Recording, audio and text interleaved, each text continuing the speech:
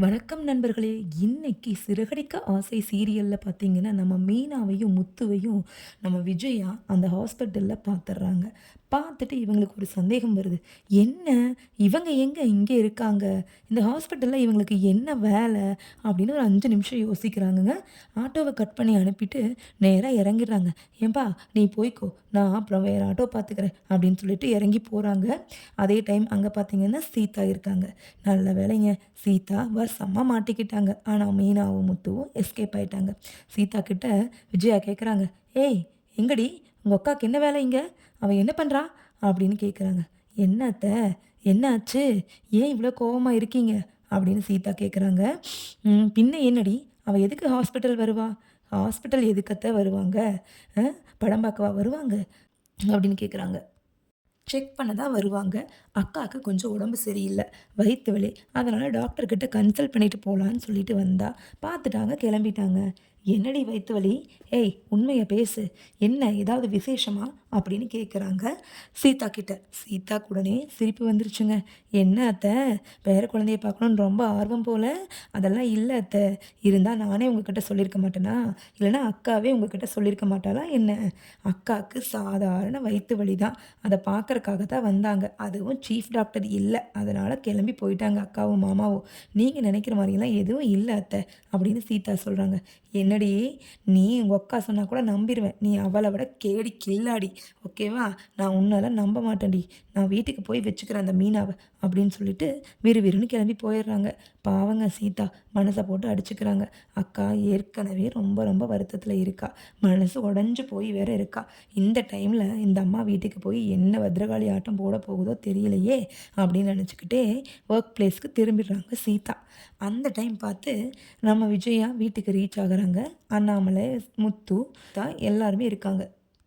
வீட்டுக்கு போன உடனே ஆஸ் யூஷுவல் அந்த பேக் ஒண்ணு போட்டிருப்பாங்களே, ஆமாங்க அந்த எம்ப்டி பேக் தான். அத தூக்கி சோஃபால வீசுறாங்க. வீசிட்டு, "ஏய் மீனா, மீனா என்னடி பண்ணிட்டு இருக்க?" அப்படின்னு கேட்குறாங்க. "என்ன அத்தை? என்ன ஆச்சு? ஏன் கோவமா இருக்கீங்க?" அப்படின்னு மீனா தன்னோட வருத்தத்த கூட காமிக்காம ஆஸ் யூஷுவல் மாமியாருக்கு கேட்க வராங்க, ஹெல்ப் பண்றாங்க. "என்ன அத்தை தலைவலியா? ஏதாவது காஃபி ஏதாவது போட்டு குடுக்கணுமா என்ன?" அப்படின்னு கேட்குறாங்க மீனா. "உன் காஃபி வேண்டாம், ஒண்ணும் வேண்டாம். எங்கடி போயிட்டு வரீங்க? நீயும் என் பையனும்?" அப்படின்னு கேட்குறாங்க. உடனே மீனாவுக்கு ஒரே அழுகையா வருதுங்க. நம்ம சொல்றதா? வேண்டாமா? ஐயய்யோ! நமக்கு உடம்பு சரியில்ல. அதனால குழந்தை பெத்துக்க முடியாது அப்படின்னு சொன்னா, அத்தை அவ்வளோதான். சும்மானாலேயே நமக்கு அரிஞ்சு கொட்டுவாங்க. நம்மளுடைய விஷயம் மட்டும் தெரிஞ்சுச்சு, அவ்வளோதாங்க. நம்மள ஒரு வழி பண்ணிடுவாங்க அப்படின்னு சொல்லிட்டு மனச கல்லாக்கிக்கிட்டு, "இல்ல அத்தை, வயித்து வலி. அதனால ஹாஸ்பிட்டல் போனேன். அவ்வளோதான்" அப்படின்னு மீனா சொல்லிடுறாங்க. முத்து அதே டைம்ல, "முத்து டேய் முத்து நீ எங்கடா போன?" அப்படின்னு கேட்குறாங்க அவங்க அம்மா. "அம்மா அதான் அவளே சொல்ட்டாளே! அவ ஹாஸ்பிட்டல் போணும்னு சொன்னா. போனோம், வந்துட்டோம். அவ்வளோதான். என்னப்பா இது? சும்மா கேள்வியா கேட்டுக்கிட்டு இருக்காங்க அம்மா" அப்படின்னு எப்பவும் போல கடகடன்னு பேசி நிலைமைய சமாளிக்கிறாரு முத்து. அப்போ உடனே அண்ணாமலை சொல்றாங்க, "அவங்க எதுக்கோ போறாங்க, வர்றாங்க. உனக்கு என்ன விஜயா? நீ உன் வேலைய பார்க்கலாம்ல" அப்படின்னு சொல்றாங்க. ஆஸ் யூசுவல் அண்ணாமலை பார்த்தீங்கன்னா, ரொம்ப சப்போர்ட்டிவா தாங்க பேசுனாங்க. "என்னம்மா ஆச்சு மீனா? உடம்புக்கு ஏதாவது ஒண்ணா? போய் ரெஸ்ட் எடுத்துக்கோமா. எல்லா வேலையும் இழுத்து போட்டு செய்யாத. செஞ்சா நீ தான் கஷ்டப்படணும்" அப்படின்னு சொல்றாருங்க. மீனாவும், "சரி மாமா, எனக்கு என்ன இன்னைக்கு ஒரு மாதிரி இருக்கு" அப்படின்னு சொல்லிட்டு ரூமுக்கு போயிடுறாங்க. அதே டைம் ரவியும், ஸ்ருதியும் வராங்க. "என்ன அத்தை நீங்க? அவங்களே ஹாஸ்பிட்டல் போயிட்டு வந்திருக்காங்கன்னு சொல்றாங்க. நீங்க என்னடான்னா சும்மா கேள்வி மேல கேள்வி கேட்குறீங்க. ஏன் ஆன்ட்டி இப்படி பண்றீங்க?" அப்படின்னு ஸ்ருதி கேட்குறாங்க எப்பவும் போலயே. அதே டைம் விஜயா பார்த்தீங்கன்னா, இவளுகளுக்கு எல்லாத்துக்குமே நம்ம கண்டா ஒரு இளக்காரமா போச்சு. நம்மளோட மதிப்பு இந்த வீட்ல கொஞ்சம் கொஞ்சமா குறைஞ்சுக்கிட்டே போகுது. எல்லாம் இந்த ரோகிணியால தான் அப்படின்னு நினைக்கிறாங்க. அதே டைம் மனோஜ் வராருங்க. "அம்மா, அம்மா 5,00,000 பணம் ரெடி ஆயிடுச்சும்மா" அப்படின்னு சொல்றாரு. "என்னடா 5,00,000 பணம் ரெடி ஆயிடுச்சா? என்னடா பண்ண? எப்படி கிடைச்சது?" அப்படின்னு கேட்குறாங்க விஜயா. அப்ப மனோஜ் சொல்றாரு, "எப்படியோ ரெடி பண்ணேம்மா. எனக்கு இப்ப ரூ. 5,00,000 என் கையில இருக்கு" அப்படின்னு சொல்றாருங்க. "நல்லதா போச்சுடா. அந்த ரோகிணி தலையில விட்டெறிஞ்சு அவள ஒழிச்சு கட்டு" அப்படின்னு சொல்றாங்க விஜயா. "முதல்ல அந்த ரோகிணிக்கு ஃபோன போட்டு வர சொல்றா. அந்த பணத்த வாங்கிட்டு தொலையட்டும்" அப்படின்னு சொல்றாங்க. அதே மாரி மனோஜும் ரோகிணிக்கு கால் பண்றாருங்க. கால் பண்ணும்போது, "ரோகிணி நீ கேட்ட 5,00,000 ரெடியா இருக்கு. வந்தனா வாங்கிட்டு கிளம்பிட்டே இருக்கலாம்." அப்படின்னு சொல்றாங்க. அப்ப ரோகிணி தாங்க ரொம்ப ஃபீல் பண்றாங்க. "மனோஜ் இதோட முடிஞ்சுதா நம்மளோட லைஃபு? இனி நம்ம பார்க்க மாட்டோமா? என்னோட வாழ்க்கையில நீ அவ்வளோதானா?" அப்படின்னு மனசு உடைஞ்சு உட்காந்துர்றாங்கங்க. ஆனா அவங்க அம்மாவும், "கண்டிப்பா நீ பார்த்துட்டே இரு ரோகிணி. உனக்கு மாப்பிள்ளை கண்டிப்பா விட்டுட்டு போக மாட்டாரு. கண்டிப்பா உன்ன தேடி வருவாரு. நீயும் கிறிஷும் கொஞ்ச நாளைக்கு நீ இப்படி கஷ்டப்படணும்னு இருக்கு. அத பத்தி நீ ஒண்ணும் பெருசா நெனச்சுக்காத." அப்படின்னு அவங்க அம்மா சொல்றாங்க. அதே டைம்ல பார்த்தீங்கன்னா, மீனாவோட அம்மாவும், தம்பி எல்லாருமே மீனாவ பார்க்க வராங்க. "மீனா என்னம்மா ஆச்சு உனக்கு? நீ எதுவும் வருத்தப்படாதக்கா" அப்படின்னு சொல்றாரு மீனாவோட தம்பி சத்யா. அவங்க அம்மா சொல்றாங்க, "மீனா நம்ம பொன்னியம்மன் கோவில்ல ஒரு பூஜை பண்ணோம் அப்படின்னா, கண்டிப்பா நம்மளுக்கு வந்த கஷ்டமெல்லாம் சரியா போயிடும்டி. நீ டாக்டர் குடுத்த மருந்து மாத்திரைய மட்டும் கொஞ்சம் ஒழுங்கா சாப்பிடு. சரியா?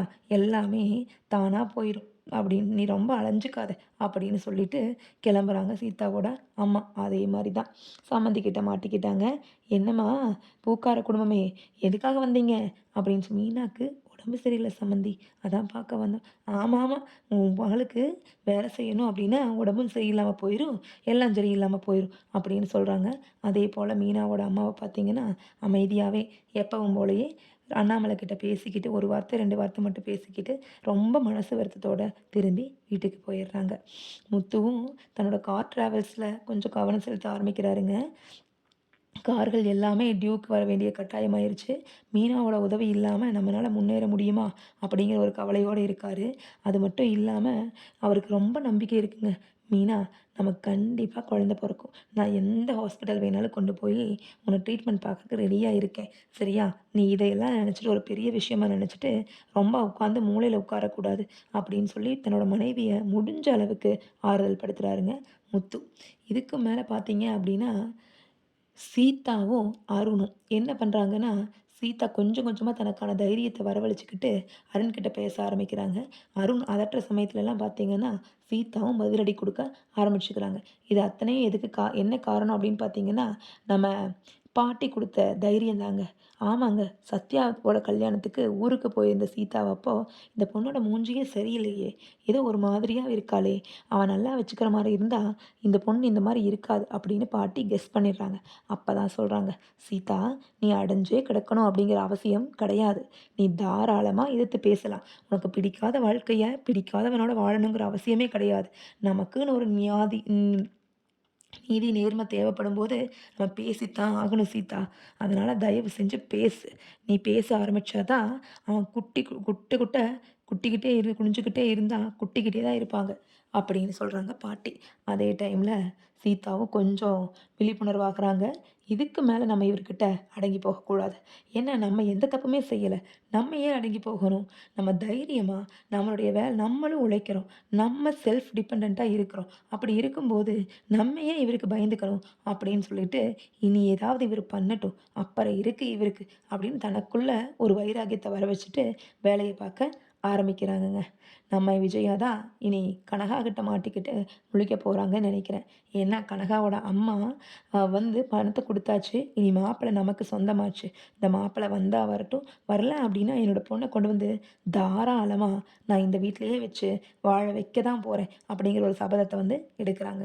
கனகாவையும் கொண்டு வந்து இங்க விட்டாங்க அப்படின்னா, வீடு வீடா தாங்க இருக்க போகுது. என்னதான் நடக்கும் அப்படின்னு பார்க்கலாங்க. வெயிட் பண்ணி பார்ப்போம். Thank you. Bye bye.